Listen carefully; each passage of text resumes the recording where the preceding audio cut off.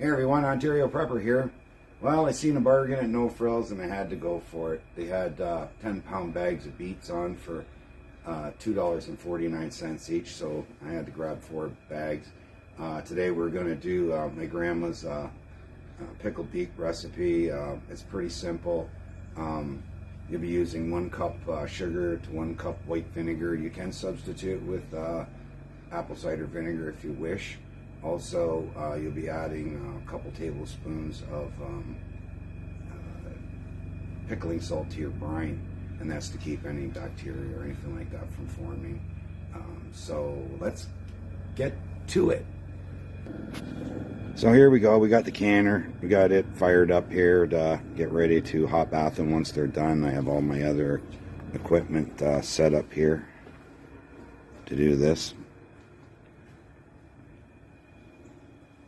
So, and then we got some stuff going in the kitchen. Let's go have a look how it's coming along. As you can see, I have a big bin of them. I think there's lots.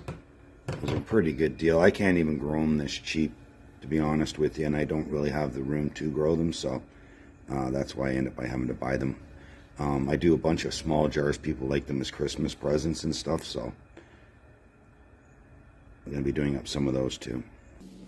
As you can see here, I have all my jars and lids ready. It's going to be a big job. It usually is. I got an extra gallon of vinegar there. And then we have the other ones that are boiling in here. You're going to want to get it boiling first, and then they're going to boil for about 15 to 20 minutes. I won't say 10. 15 to 20 minutes until tender. You don't want them mushy, so you want to be able to slice them up.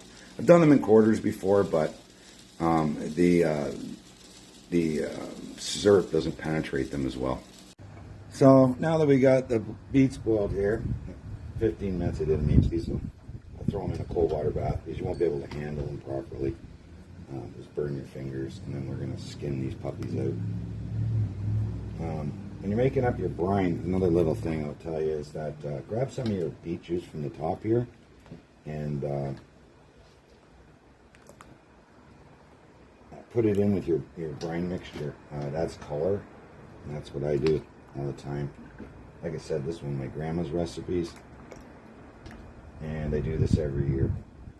Like I said, I can't make enough of them. Everybody wants them from me, so we're going to get peeling some of these now. There we go. So here we go. I'm going to start skinning these suckers out.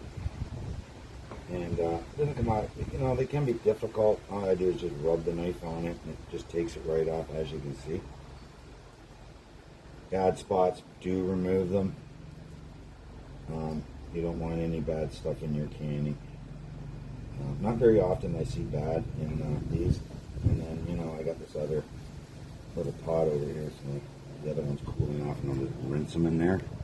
And there's your finished product. There's your finished skin beet right there. And I throw it in the big bucket. Do another one here.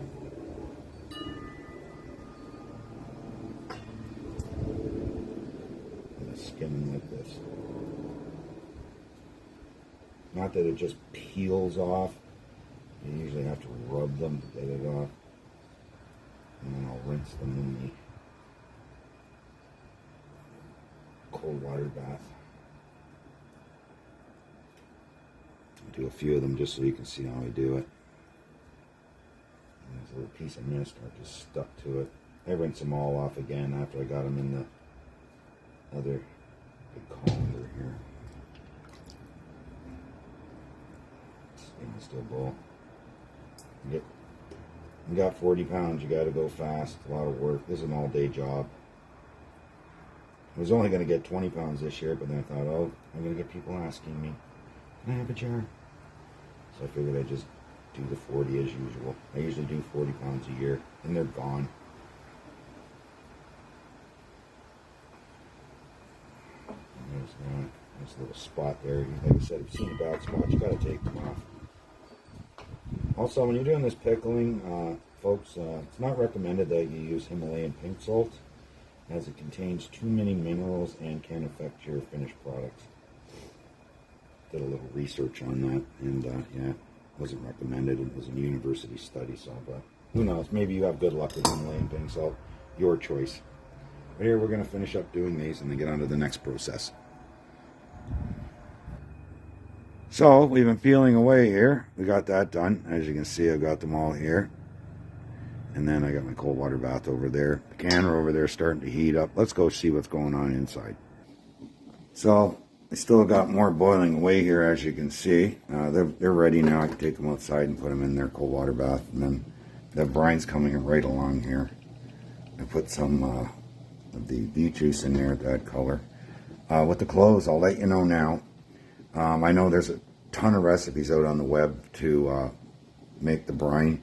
And I've seen one of them that said to put 7 cloves per jar. You do that, you won't be able to eat them. I'm warning you now.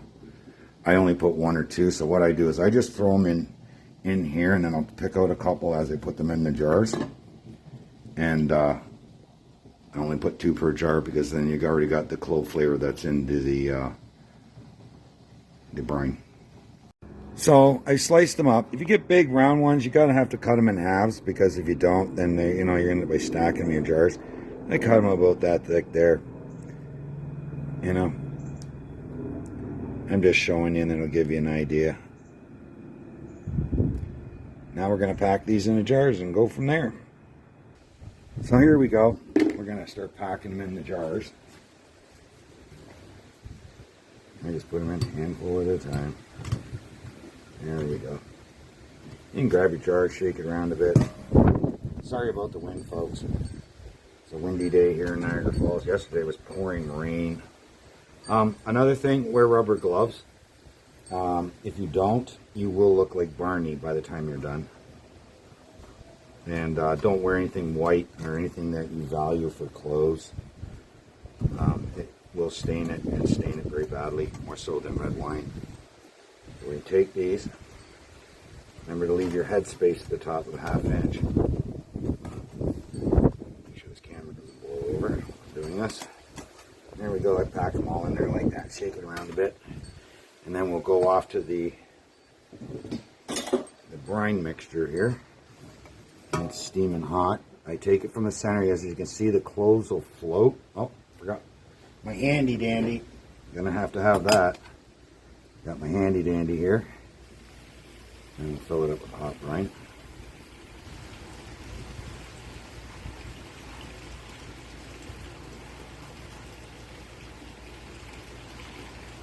There we go.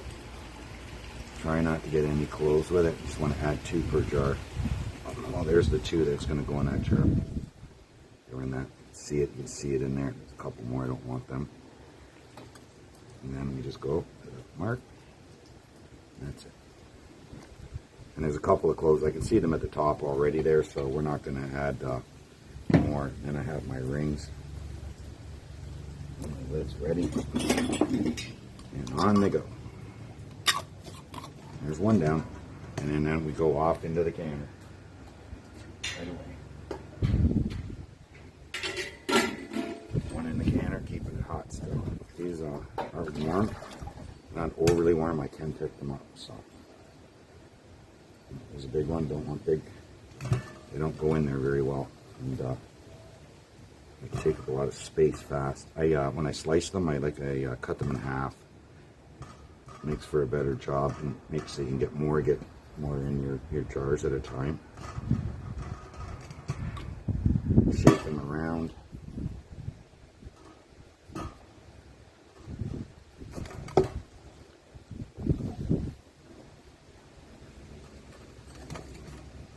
This is like the first batch here. I got another batch ready to peel out over there.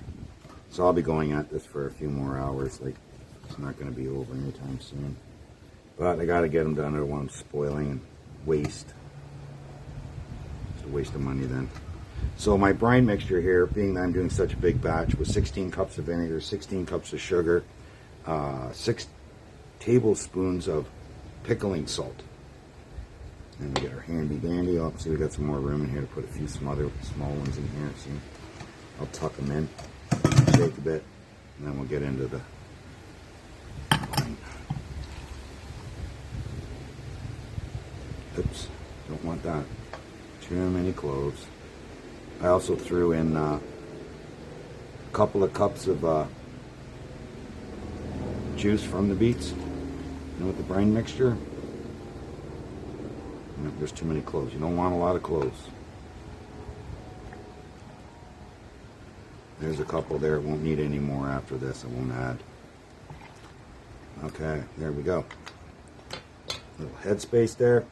Should be down a little bit more. What I'll do is I'll just take one out and that'll level it up.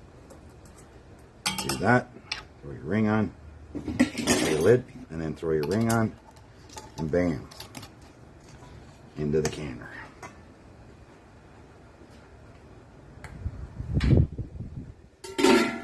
Don't worry, folks. I'm going to be putting how I did this in the description, so you'll be able to follow along. I'll do one more jar for you. And if you got a lot of beets this year, that's what I suggest doing. You can see that it's hot in there. It's going. I feel like a one-legged man in an ass kicking contest here. Also, without Googling it, folks, do you guys know where cloves come from? I'll be looking for your comment in the comment section if you figure it out. I was actually kind of shocked when I found out.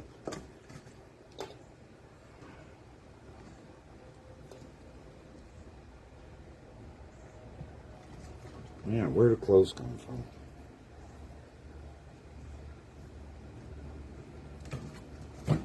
Shake them and get them in there. You'll go through a lot of jars and that you don't want to do, and then I'll move them around a bit in the inside here just to.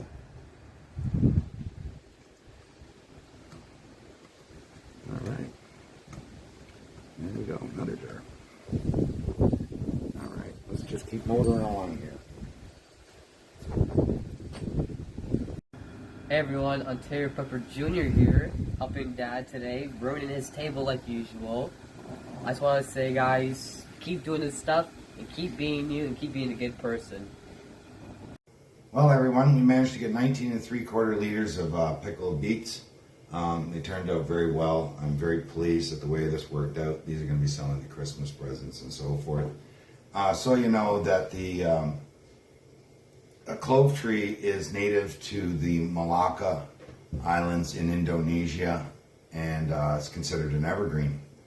This will be the end of our canning for the year. I've actually run out of lids and jars and got a lot stockpiled this year. It's been an uphill climb. Stay tuned. Next we're going to be getting into the hunting version videos. We're pretty excited about what's coming up. We'll be doing some crossbow sighting in vids. We'll be getting into some shotgun hunting and so forth.